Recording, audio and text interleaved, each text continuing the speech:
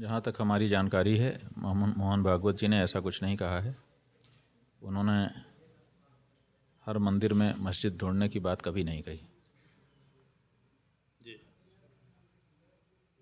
आपकी जानकारी सही नहीं है जी। आपने जानकारी सही करी। आपको काशी का अच्छा करना होता है तो आप यहाँ के लोगों को क्योटो भेजते हैं कि जाओ क्योटो में देख के आओ। बड़ी तरस आती है आप जैसे पत्रकारों के ऊपर। आप पूछते हैं क्या कहेंगे। अरे हमारे तीर्थ थे, उन तीर्थों को दबा करके उसके ऊपर कुछ और निर्मित कर दिया गया। नमस्कार, मैं हूं प्रद्युम्न कुमार और आप सभी का स्वागत है यूपी 24 न्यूज़ पर। दोस्तों, आज हमारी उपस्थिति वाराणसी में है, काशी में है और मैं महाराज जी के साथ में हूं। देख सकते हैं ज्योतिर्मठ के महंत श्री जगत गुरु अभिमुक्तेश्वरानंद जी हैं और उनसे कुछ तीखे सवाल और देश से जुड़े सवाल, अध्यात्म से जुड़े सवाल पूछे जाएंगे। महाराज जी, सबसे पहले आपका बहुत बहुत धन्यवाद, बहुत बहुत स्वागत है हमारे चैनल पर। हाँ जी, नारायण जी महाराज जी, अभी आरएसएस प्रमुख भागवत जी ने कहा कि हिंदू हर मंदिर में मस्जिद न ढूंढे और ये पूरे सनातन धर्म में और पूरे देश में अभी जो है पूरा बवाल का एक मुद्दा बना हुआ है। क्या आपका क्या नज़रिया है इस पर? जहाँ तक हमारी जानकारी है, मोहन भागवत जी ने ऐसा कुछ नहीं कहा है। उन्होंने हर मंदिर में मस्जिद ढूंढने की बात कभी नहीं कही। जी आपकी जानकारी सही नहीं है जी। आपने जानकारी सही करी। और महाराज जी, नए युग में 2024 में युवा पीढ़ी खास करके धर्म से और सनातन से दूरी बनता जा रहा है, ऐसा दिख रहा है और पश्चिमी सभ्यता को अपनाया जा रहा है। उस पर ज़्यादा लोग रुचि अपना रहे हैं। इस पर क्या कहेंगे महाराज जी, क्या संदेश देना चाहेंगे? यद्यदाचरति श्रेष्ठः तत्तदेवेतरो जनः सह यत् प्रमाणम कुरुते लोकस्तदनुवर्तते। जो सामान्य लोग होते हैं वो विशेष लोगों का अनुकरण करते हैं। जब हमारे देश के जो विशेष लोग हैं, विशेष करके हमारी राजनीतिक रुधा, राष्ट्रपति हैं, प्रधानमंत्री हैं, मंत्री हैं, अभिनेता हैं, विद्वज्जन हैं, वो लोग जैसा करेंगे वैसा ही आम लोग करेंगे। जब हमारे देश की जो ये उच्च स्तर की मनीषा है यही पाश्चात्य अनुकरण करने लग गई तो आम जनता तो करेगी ही करेगी। तो ये तो आपको सोचना है कि आप भारत को कितना भारत मानते हैं। आप भारत को भारत कहने में संकोच अनुभव करते हैं। आप भारत को इंडिया कहते हैं। इंडिया से भी पेट नहीं भरता, न्यू इंडिया बनाने की तरफ चल जाते हैं। तो जब आपको काशी का अच्छा करना होता है तो आप यहाँ के लोगों को क्योटो भेजते हैं कि जाओ क्योटो में देख के आओ, वहाँ पे कैसा है वैसा बनाओ। तो आपको जब खुद ही पाश्चात्य चीज़ें अच्छी लगती हैं तो पाश्चात्यकरण तो होगा ही। तो भारत में भारत की संस्कृति को समाप्त करके पाश्चात्य संस्कृति ला दी जा रही है। यहाँ पर सुप्रीम कोर्ट जो है, भारत की अपनी तारीख है लेकिन अपनी तारीख का प्रयोग ही भारत में नहीं होता है। शक संवत यहाँ पे भारत का राष्ट्रीय संवत स्वीकार किया गया है लेकिन कितने भारत के लोगों के द्वारा व्यवहार किया जाता है, सब पता ही नहीं है। सब ग्रेगरी के कैलेंडर को प्रयोग में लाते हैं। तो जब आप पाश्चात्य चीज़ों को अपनाते हैं तो आपके देश की जनता भी अपनाएगी। यही हो रहा है। महाराज जी, संभल भी एक संभल पे सबकी नज़र है और कहा जा रहा है कि तीर्थराज संभल। अभी तो बहुत ऐसे लोग हैं जिनको पता भी नहीं होगा कि संभल क्या है और संभल कहाँ था। लेकिन अभी जो मुद्दा अभी मंदिर का जो प्रकरण आया कि हरिहर मंदिर है जो वहाँ का जमा मस्जिद, और कहा जा रहा है कि तमाम कूप मिल रहा है, 68 अगल बगल मंदिर है। उस मंदिर हरिहर मंदिर के आसपास में नक्शे के अनुसार सब खोजा जा रहा है, मिल भी रहा है। और क्या कहेंगे इस पे महाराज जी? अब कहने के लिए क्या है, हमको बड़ी तरस आती है आप जैसे पत्रकारों के ऊपर। आप पूछते हैं क्या कहेंगे। अरे हमारे तीर्थ थे, उन तीर्थों को दबा करके उसके ऊपर कुछ और निर्मित कर दिया गया। संयोग की बात है कि सब फिर से दिखाई दे रहे हैं। इसमें कहना क्या है?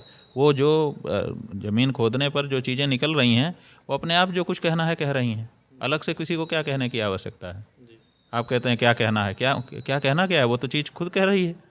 आप चले जाओ, यहीं काशी में हो आप, विश्वनाथ मंदिर के बगल में इमारत देखोगे, अपने आप वो भवन अपने आप नहीं कह रहा है कि मैं मंदिर हूँ, लेकिन उसको मस्जिद घोषित किया हुआ है।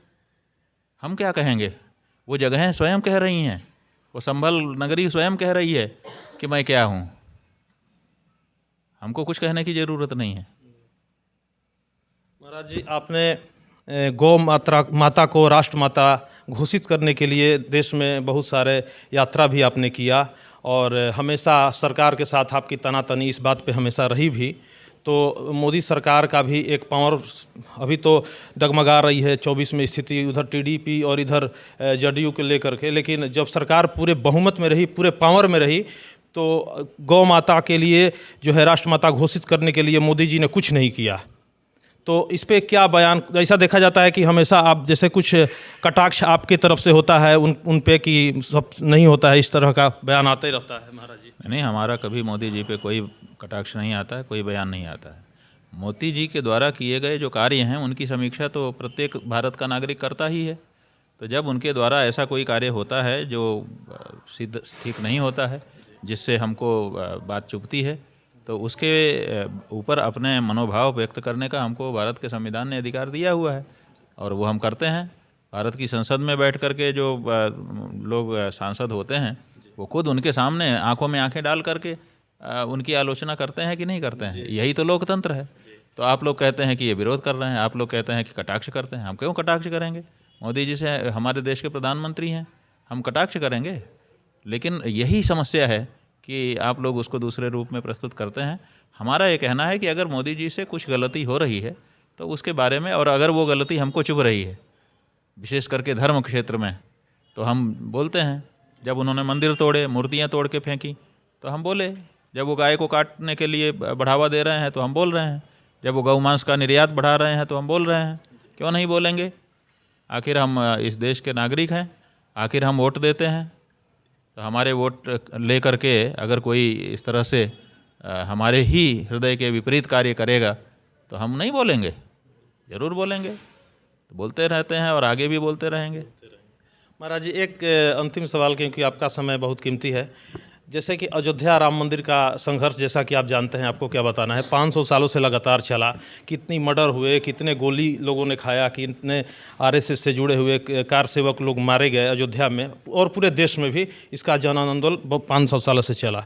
जब अयोध्या राम मंदिर का जो है बनता है, वहाँ पे पूजा पाठ होती है मोदी जी के द्वारा, और सिंगल मोदी जी के द्वारा, इस पे आपका प्रतिक्रिया सही नहीं था महाराज जी। इस पे क्या कहना चाहेंगे कि मंदिर पे आखिर मंदिर तो बना?